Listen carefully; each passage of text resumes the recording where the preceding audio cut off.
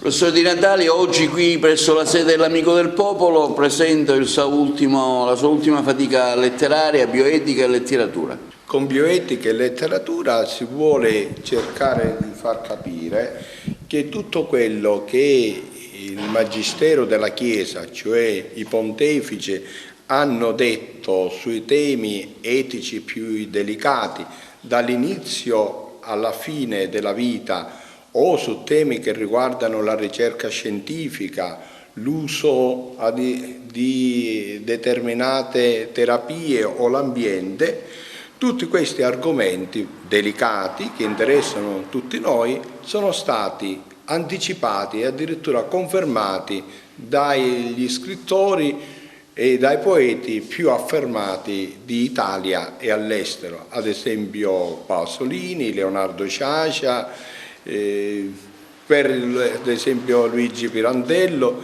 Tutti questi grandi autori hanno dunque confermato l'insegnamento del Magistero. Per quale motivo? Perché la Chiesa è esperta in umanità, come l'ha definito appunto Paolo VI, e dunque c'è un dialogo con il mondo, con la modernità, con gli autori che in coscienza, senza cadere nelle trappole di eventuali lobby, ma ascoltando questi autori soltanto la propria coscienza, hanno detto quello che la Chiesa ha sempre insegnato.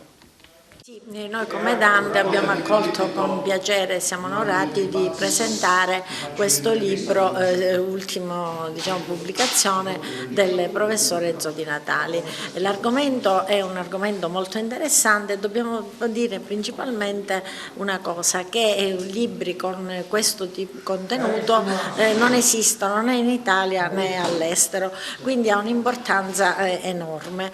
Il libro cerca di mettere in evidenza il valore dell'uomo che deve essere al centro anche delle scelte che noi facciamo quotidianamente. In questo periodo sociale, storico che stiamo vivendo, ci sono delle scelte da fare, anche come produrre energia e via dicendo. Evidentemente cogliere l'essenza del valore dell'uomo e quindi fare le scelte giuste, adeguate per affermare questa figura centrale.